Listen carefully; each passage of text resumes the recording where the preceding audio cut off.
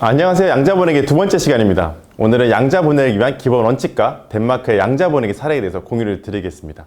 오늘도 같이 해주실 도드람의 김정희 수의사입니다. 네, 안녕하세요. 도드람 동국병원의 김정희 수의사입니다. 제가 양자를 보내기 위한 기본 원칙에 대해서 소개를 드리도록 하겠습니다. 양자는 반드시 초유 섭취가 끝난 자돈을 이동을 해야 됩니다. 두 번째는 이동하는 자돈은 가급적 큰 자돈을 이동하는 것이 생존하는 데 도움이 됩니다. 작은 것을 한꺼번에 모아서 포유하는 방법도 좋은 방법인데 한두 마리 정도 옮겨서 양자를 하시려면 큰 자돈을 이동하는 게 굉장히 좋습니다. 세 번째는 양자 시 자돈 이동 횟수를 최소화해야 됩니다. 숙달된 관리자라면 한 번에 보고 이동시킬 수 있으나 숙달이 되지 않는 관리자라면 간단한 기록지를 이용해서 한 번에 이동시킬 수 있어야 합니다. 네 번째는 양자 직후 젖을 찾아가는 데 시간이 걸리기 때문에 초유 또는 오일 성분의 짜먹이는 제제를 활용하면 도움이 됩니다. 다섯 번째는 모돈의 젖은 2일 정도 빨리지 않으면 마르기 때문에 양자는 분만 후 12시간에서 36시간 이내에 보내는 것을 추천드립니다. 저산차의 모돈의 유두는 작고 유두의 높이도 낮아서 작은 자돈이 손쉽게 접근할 수 있기 때문에 작은 자돈은 가급적 1, 2, 3차 모돈에 붙이는 것을 추천드립니다. 양자를 보내기 전에 해야 될 일은 이 모돈의 유선 상태에서 반드시 평가를 해야 됩니다. 좋은 유선은 촉진했을 때 딱딱하지 않고 부드러운 상태여야 하며 유두 간격과 유두 두께가 자돈이 포유하기에 적당한 크기여야 합니다. 반드시 이유할 때 이 모든의 포유 능력을 주관적으로 평가하여 각 등급을 정해 놓으면 양자 보내기 할 때 굉장히 용이합니다.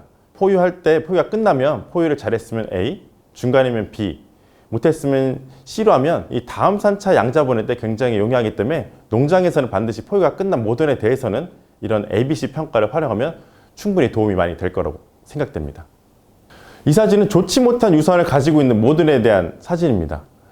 뒷젖이 부드럽지 못한 이유는 임신사에서 과도한 사료급여로 인해 모돈이 비만일 때, 그리고 분만 전 과도한 사료 증량으로 인하여 부종이 발생될 수 있고, 분만 후에 급격한 사료 증량일 때도 자돈이 젖을 충분히 섭취하지 못하여 부종이 발생될 수가 있습니다. 그리고 변비와 물 섭취량이 부족할 때 뒷젖이 딱딱해지는 현상이 확인할 수가 있어서 농장에서는 이런 모돈의 비율을 최소화하도록 노력을 해야 됩니다. 김정희 수사님, 직접 덴마크에 다녀오셨죠? 네, 맞습니다. 이번에는 양자 보내기가 가장 효율적으로 잘 되고 있는 덴마크 사례에 대해서 직접 덴마크에서 대지를 보고 온 김정희 수의사를 통해 사례를 한번 들어보도록 하겠습니다.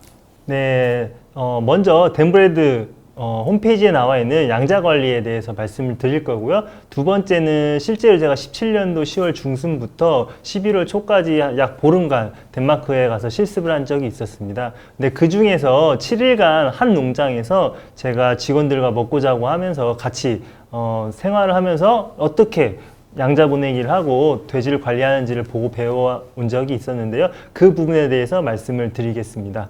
첫 번째는 덴브레드 홈페이지에 나와 있는 2단계 양자 관리 보내기에 대해서 말씀을 드리겠습니다.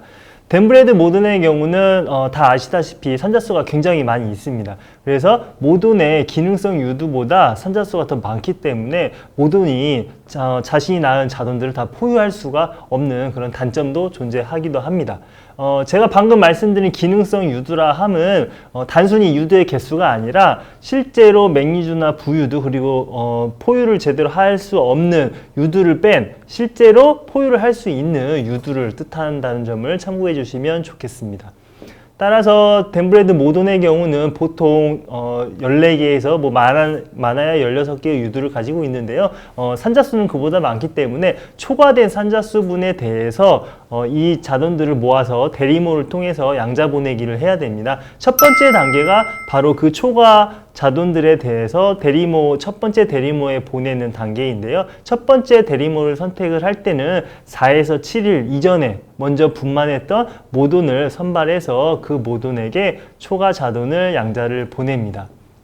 그렇다면 대리모가 원래 포유하고 있던 자돈들도 당연히 양자를 보내야 양자를 받을 수 있겠죠. 그래서 이 대리모에 원래 있던 자돈들의 경우는 이제 대리모 2에게 양자를 보내야 되는데 이때 대리모 2의 선택은 21일 이상 최소 분만을 했던 모돈에게 양자를 보내는 전략을 가지고 있습니다. 네, 두 번째로는 제가 실제 덴마크에 가서 일주일 동안 머물면서 농장에서 어떻게 양자 보내기를 하는지 배웠던 그 사례를 말씀드리고자 합니다. 이 농장의 경우 제가 17년도 10월 43주 차에 농장을 방문을 했었는데요. 1년 평균이 약 PSI가 36두였고요. 총사는 한 20두, 실사는 18두 이상을 낳았던 농장이었습니다. 따라서 이 농장의 양자 보내기 전략은 크게 두 가지로 나눠 볼 수가 있는데요. 첫 번째는 올림 양자가 있고요. 그 다음에 교차 양자가 있습니다. 이 농장 역시 모돈의 기능성 유두보다 실 산자수가 훨씬 많기 때문에 모든 자돈들을 포유할 수가 없습니다. 따라서 분만을 한 모돈의 경우 초유를 충분히 섭취한 이후에 자돈들을 큰 자돈들 또는 작은 자돈들을 이전 주차 모돈에게 올림 양자를 하는 그런 특징을 가지고 있습니다. 그리고 나서 이제 평균적으로 포유 개시 두수를 약 15두 정도로 맞추고 시작을 하는데요. 이제 이 이후부터 분만하고 나서 약 일주일간 교차 양자를 통해서 양자 관리를 하고 있습니다. 그래서 첫 번째 식불이 나타나거나 모든 복단이 설사가 나타났을 경우는 복 전체를 자돈을 바꿔주는 양자 보내기를 하는데요. 이때는 식불 모돈이나 또는 복단이 설사를 했던 모돈 그 해당 모돈에게는 가장 큰 자돈들을 양자를 보내는 전략을 가지고 있습니다.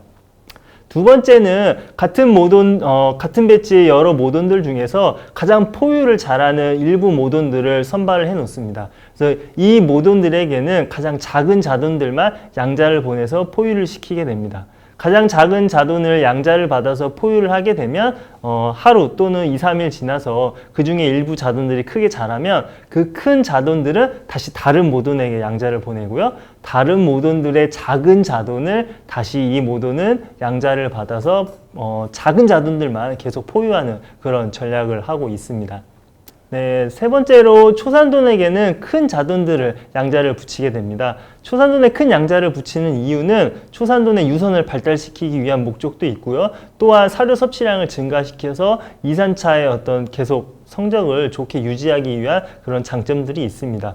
초산돈은 가장 큰 자돈들만 양자를 받아서 포유를 하기 때문에 포유 28일 기간 동안 많게는 3번까지도 이유를 하는 그런 특징을 보이고 있습니다. 이 덴마크 농장의 경우는 28일 모돈은 포유를 하고 있지만 사실 자돈들은 빠르면 14일 또는 21일 그리고 28일 이렇게 이유를 하게 됩니다. 그러다 보니까 작은 자돈들이 발생을 할 수가 있어요. 14일밖에 포유를 안 하는 경우 또는 28일 포유를 충분히 했지만 워낙 산자수가 많다 보니까 작게 태어난 자돈들은 이유 체중이 도달하지 못하기 때문에 일주일 더 연장해서 포유를 하는 그런 시스템을 가지고 있는 게 특징입니다. 여기서 잠깐 고민해 봐야 될 게 최근 우리나라에서는 이제 조기 위해서 대형류를 많이 활용하는데 왜 덴마크에서는 대미리모를 많이 활용할까요? 이 부분에 대해서만 비용적인 접근이 좀 필요할 것 같습니다. 대리모의 경우에는 유효두수가 10개일 경우에는 이 대리모에서 급여하는 사료량은 하루에 7kg로 대략 하루에 3,500원 정도 비용이 소요되고요. 이 대형류를 사용할 경우에는 자돈 10마리 급여 시에는 대략 두당 500g을 급여한다 그러면 하루에 5kg 정도 소요가 됩니다. 그러면 하루에 10,000원 정도가 소요가 되기 때문에 이거를 포유 20일간 대형류를 급여할 경우에는 자돈 두당 13,000원의 비용이 소요가 됩니다. 그래서 덴마크에서는 비용을 줄이기 위해서 대리모를 적절히 잘 활용하고 있는 거고요. 우리나라에서는 아직까지는 대리모보다는 대형류를 많이 하고 있어서 이 비용적으로 좀 더 많이 쓰면서 자돈을 키우고 있다고 생각하시면 될 것 같습니다. 이번 시간에는 양자분해에 대한 기본 원칙과 김정희 시사의 덴마크 사례를 알아보았습니다.